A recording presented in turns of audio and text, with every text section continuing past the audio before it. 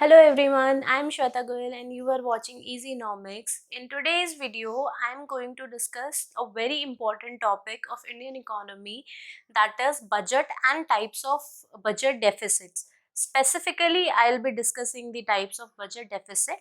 The budget as a separate topic I am going to take in further videos. So let's get started.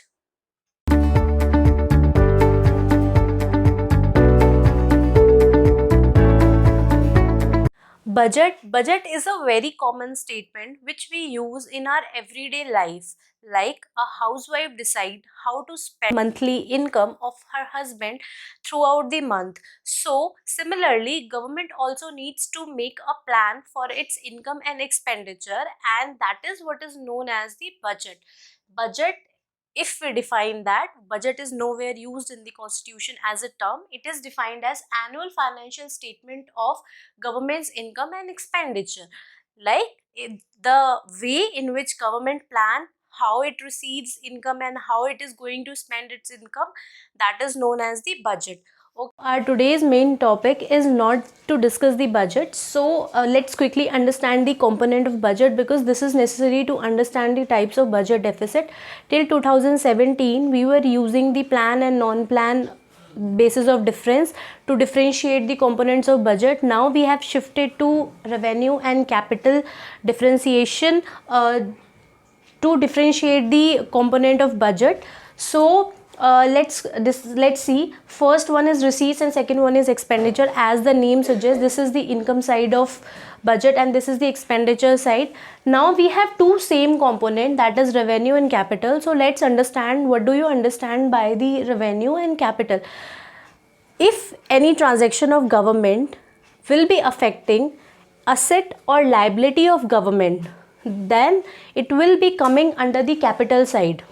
If there is capital receipt, it means there will be income to the government and it will be affecting the asset or liability of government. For example, if government receives any foreign loan, then it will be considered as income of government receipts, and it is creating a liability on government because government need to repay it in future, so affecting liability also.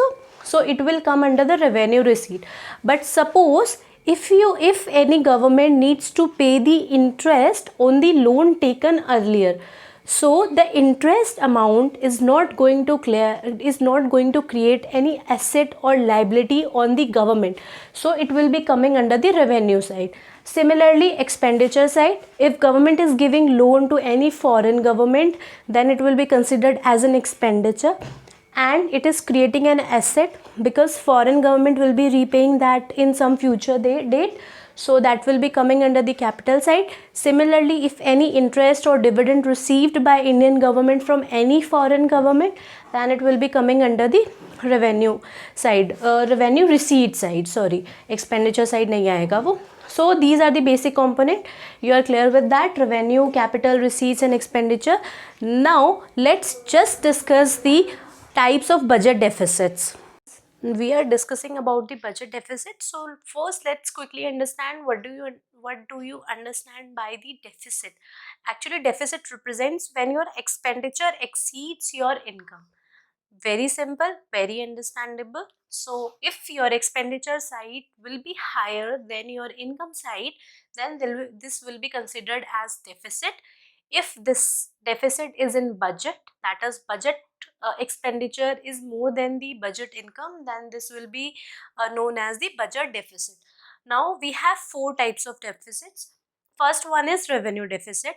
You remember four components we have talked about: revenue receipts, capital receipts, revenue expenditure, capital expenditure. So if we taken the all revenue sides only, that is revenue receipts and the revenue expenditure, and if we differentiate that, then we get the revenue deficit. That is, if you just differentiate revenue receipts from revenue expenditure, you will get revenue deficit. Very simple. This will be given in the question itself. It's very simple, nothing complex here. Now move to the second type of budget deficit, that is effective revenue deficit. This is a part of this only, and we derive this type of deficit from this first one type of deficit. Now, what is effective revenue deficit? That is revenue deficit which you got here in first part. Revenue deficit, that is revenue expenditure minus revenue receipts. After doing that, you also subtract asset creating revenue expenditure. We have few expenditures that doesn't affect our asset or liabilities, like expenditure on education, expenditure on health, but ultimately they are creating asset indirectly. For example, they are building human capital, etc. So if we subtract that indirect expenditure on asset also from the revenue deficit, then we will be getting effective revenue deficit. To the third type of deficit, that is fiscal deficit, which is very important and which is very widely used in day-to-day terms. So it is also known as the borrowing. So let's understand the component. First one is all expenditure, that is we have four component: revenue receipt, revenue expenditure, capital receipts, capital expenditure. So we will be taking all expenditure, that is revenue expenditure plus capital expenditure. So this is our first component. Addition of these two will be subtracted, addition of these two will be taken, and then all non-debt creating receipts. It means we will be taking all receipts, that is revenue receipts and capital receipts, we will add them up, but only non-debt creating receipts. It means your borrowing actually creates a liability, a debt on you. So we will be taking all receipts that is not going to create a debt on the government. So all these receipts will come under all expenditure minus all receipts of the government, except the debt creating asset, debt creating receipts of government. So if only this is left, then what this deficit will be known as? Borrowing.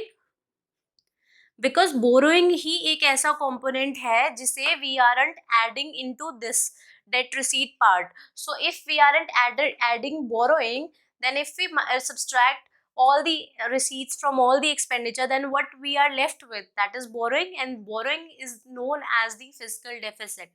Okay, now move to the fourth type of deficit, that is primary deficit. This deficit is also linked with this fiscal deficit part or borrowing. Let's see how. So what we do to calculate this primary deficit, we first take fiscal deficit here, that is the formula will remain same, all expenditure minus all non-debt creating assets, or we will be taking the borrowing minus interest payments. Interest payments means government has taken the borrowings in earlier years also, so on that loans government need to pay interest year on year. So we will add the total amount of interest for this particular year government is going to pay on its loans, and we will be subtracting that interest payments from our fiscal deficit. Fiscal deficit represents borrowing, these represents interest payment on earlier borrowings.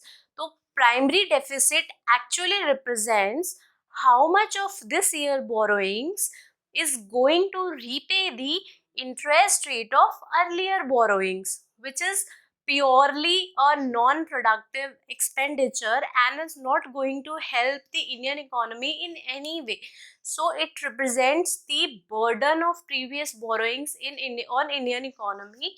So if this deficit will be more, it means fiscal deficit is high and or your interest payment is low, then this represents a good picture of Indian economy, because you are not using your much of the borrowing in paying the earlier interest rate, means you haven't taken the much loan before. So this high primary deficit actually represents a good picture. Borrowing should be less, fiscal deficit should be less, revenue deficit should be less because this represents your consumption. So these three should be less, but this shouldn't be less. Otherwise your debt structure won't be sustainable in the economy. So these were the four types of budget deficit which you need to study for further to further understand the topics. I have made. If you have any doubt related to these four deficits, you can post in the comment section. Till then, enjoy your Diwali. Happy festive season. Bye bye.